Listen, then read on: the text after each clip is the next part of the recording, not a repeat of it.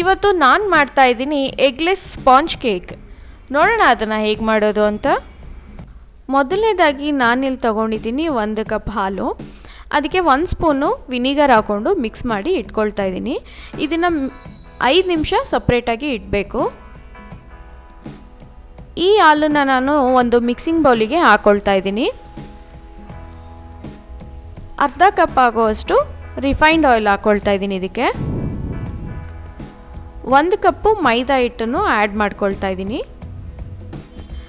ಅರ್ಧ ಕಪ್ಪಷ್ಟು ಶುಗರ್ನ ಪೌಡರ್ ಮಾಡಿ ಹಾಕ್ಕೊಳ್ತಾ ಇದ್ದೀನಿ. ಇದಕ್ಕೆ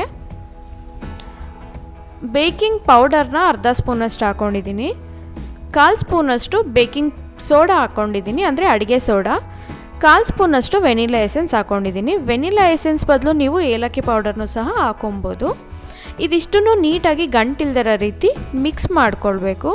ನೋಡಿ, ಈ ರೀತಿ ದೋಸೆ ಬ್ಯಾಟರ್ ಕನ್ಸಿಸ್ಟೆನ್ಸಿಗೆ ನಾವು ಮಿಕ್ಸ್ ಮಾಡ್ಕೊಳ್ಬೇಕು. ಈ ಬ್ಯಾಟರ್ಗೆ ನಾನು ಎಗ್ ಆಗಲಿ ಕಂಡೆನ್ಸೆಡ್ ಮಿಲ್ಕ್ ಆಗಲಿ ಯೂಸ್ ಮಾಡಿಲ್ಲ. ಇದಕ್ಕೆ ಚಾಪ್ ಮಾಡಿರೋ ಅಂಥ ಡ್ರೈ ಫ್ರೂಟ್ಸ್ನ ಆ್ಯಡ್ ಮಾಡ್ಕೊಳ್ತಾ ಇದ್ದೀನಿ.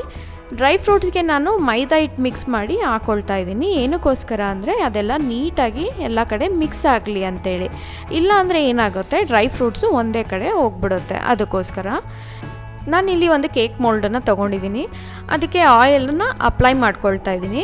ಈ ಆಯಿಲ್ನ ಅಪ್ಲೈ ಮಾಡಿಕೊಂಡು ಮೈದಾನ ಡಸ್ಟ್ ಮಾಡ್ಕೊಳ್ಬೇಕು. ನೀವು ಬೇಕಿದ್ರೆ ಈ ರೀತಿ ಡಸ್ಟ್ ಮಾಡ್ಕೊಳ್ಳೋ ಬದಲು ಬಟರ್ ಪೇಪರ್ನೂ ಸಹ ಯೂಸ್ ಮಾಡ್ಕೊಳ್ಬೋದು. ನೋಡಿ, ಮೈದಾ ಹಿಟ್ಟನ್ನ ಡಸ್ಟ್ ಮಾಡ್ಕೊಳ್ಳೋದಾದರೆ ಈ ರೀತಿ ನೀಟಾಗಿ ಟ್ಯಾಪ್ ಮಾಡ್ಕೊಳ್ತಾ ಡಸ್ಟ್ ಮಾಡ್ಕೊಳ್ಬೇಕು. ಇದಕ್ಕೇ ನಾನು ರೆಡಿ ಮಾಡ್ಕೊಂಡಿರೋ ಅಂಥ ಕೇಕ್ ಬ್ಯಾಟರ್ನ ಹಾಕ್ಕೊಳ್ತಾ ಇದ್ದೀನಿ. ಗಂಟಿಲ್ದರ ರೀತಿ ನಾವು ಕೇಕ್ ಬ್ಯಾಟರ್ನ ರೆಡಿ ಮಾಡ್ಕೊಳ್ಬೇಕು.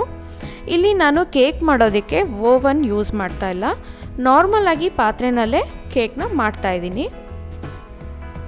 ಈ ರೀತಿ ಕೇಕ್ ಬ್ಯಾಟರ್ನ ಹಾಕ್ಕೊಂಡಾದ್ಮೇಲೆ ಮೋಲ್ಡನ್ನ ಈ ರೀತಿ ಟ್ಯಾಪ್ ಮಾಡ್ಕೊಳ್ಬೇಕು, ಯಾಕಂದರೆ ಏರ್ ಫಾರ್ಮ್ ಆಗಬಾರ್ದು ಅಂಥೇಳಿ.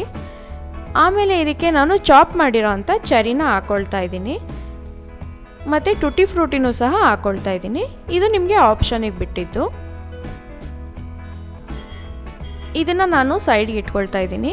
ಒಂದು ಬಾಣಲೆಗೆ ಈ ರೀತಿ ಸ್ಟ್ಯಾಂಡ್ ಇಟ್ಕೊಂಡು ಕಡಿಮೆ ಉರಿನಲ್ಲಿ 5 ನಿಮಿಷ ಇಡಬೇಕು. ಅದಾದಮೇಲೆ ಕೇಕ್ ಮೋಲ್ಡನ್ನ ಇದರಲ್ಲಿ ಇಟ್ಕೊಳ್ಬೇಕು. ಕೇಕ್ ಮೋಲ್ಡ್ ಇಟ್ಟಾದಮೇಲೆ ಈ ರೀತಿ ಲಿಡ್ ಕ್ಲೋಸ್ ಮಾಡಿ 40 ನಿಮಿಷ ಕಡಿಮೆ ಉರಿನಲ್ಲೇ ಇದನ್ನು ಬೇಕ್ ಮಾಡ್ಕೊಳ್ಬೇಕು. 40 ನಿಮಿಷ ಆದಮೇಲೆ ನಾವು ಕೇಕ್ ರೆಡಿ ಇದೆಯಾ ಅಂತ ಈ ರೀತಿ ಸ್ಟಿಕ್ ಹಾಕಿ ಅಥವಾ ಚಾಕು ಹಾಕಿ ಚೆಕ್ ಮಾಡ್ಕೊಳ್ಬೇಕು. ಕೇಕ್ ಬ್ಯಾಟರು ಈ ರೀತಿ ಅಂಟಿಲ್ಲ ಅಂತ ಅಂದರೆ ಕೇಕ್ ರೆಡಿ ಆಗಿದೆ ಅಂಥೇಳಿ. ಕೇಕ್ ತಣ್ಣಗಾದಮೇಲೆ ನಾವು ಚಾಕುವಿಂದ ಈ ರೀತಿ ಮೋಲ್ಡಿಂದ ಸಪ್ರೇಟ್ ಮಾಡ್ಕೊಳ್ಬೇಕು ಕೇಕನ್ನು. ಈ ರೀತಿ ಸಪ್ರೇಟ್ ಮಾಡ್ಕೊಂಡಾದಮೇಲೆ ಇದಕ್ಕೆ ಒಂದು ಪ್ಲೇಟ್ನ ಈ ರೀತಿ ಕ್ಲೋಸ್ ಮಾಡಿ ಮೋಲ್ಡನ್ನು ಈ ರೀತಿ ಉಲ್ಟಾ ಮಾಡಿ ಟ್ಯಾಪ್ ಮಾಡ್ಕೊಳ್ಬೇಕು. ಈ ರೀತಿ ಟ್ಯಾಪ್ ಮಾಡಿದ್ಮೇಲೆ ನೀಟಾಗಿ ಕೇಕು ಸಪ್ರೇಟ್ ಆಗುತ್ತೆ ಮೋಲ್ಡಿಂದ. ನೋಡಿ, ಕೇಕ್ ಎಷ್ಟು ಸಾಫ್ಟಾಗಿ ಸ್ಪಾಂಜಿಯಾಗಿ ಆಗಿದೆ ಅಂದರೆ. ನೋಡಿದ್ರಲ್ಲ ಕೇಕ್ನ ಎಷ್ಟು ಸುಲಭವಾಗಿ ಮನೆಯಲ್ಲೇ ಮಾಡ್ಬೋದು ಅಂತ. ಈ ಕೇಕ್ನ ನೀವು ಮನೆಯಲ್ಲಿ ಒಂದ್ಸಲಿ ಟ್ರೈ ಮಾಡಿ. ಈ ವಿಡಿಯೋ ನಿಮಗೆ ಇಷ್ಟ ಆಗಿದೆ ಅಂತ ಅಂದ್ಕೊಂಡಿದ್ದೀನಿ. ಇಷ್ಟ ಆಗಿದರೆ ಲೈಕ್ ಬಟನ್ ಕ್ಲಿಕ್ ಮಾಡಿ, ಹಾಗೆ ನಿಮ್ಮ ಫ್ರೆಂಡ್ಸ್ಗೂ ಸಹ ಶೇರ್ ಮಾಡಿ. ನೀವು ಇದುವರೆಗೂ ನಮ್ಮ ಚಾನಲ್ಗೆ ಸಬ್ಸ್ಕ್ರೈಬ್ ಮಾಡಿಲ್ಲ ಅಂದರೆ ನಮ್ಮ ಚಾನಲ್ಗೆ ಸಬ್ಸ್ಕ್ರೈಬ್ ಮಾಡಿ. ನೋಡ್ತಾ ಇದ್ದೀರಲ್ಲ ಕೇಕು ಎಷ್ಟು ಸ್ಪಾಂಜಿಯಾಗಿ ಸಾಫ್ಟಾಗಿದೆ ಅಂತ. ಮುಂದಿನ ವಿಡಿಯೋದಲ್ಲಿ ಸಿಗ್ತೀನಿ. Thanks for watching. Bye bye.